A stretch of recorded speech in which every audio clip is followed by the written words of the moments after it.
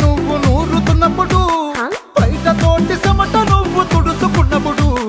దండాన నీ సొక్కారేస్తున్నప్పుడు నీ ఒంటి వాసన తెగ గుర్తొచ్చినప్పుడు రెండు చేతులెత్తి జుట్టు ముడిసినప్పుడు జండు కత్తుకొని పడుకున్నప్పుడు అలసిపోయి నువ్వు ఆవలించినప్పుడు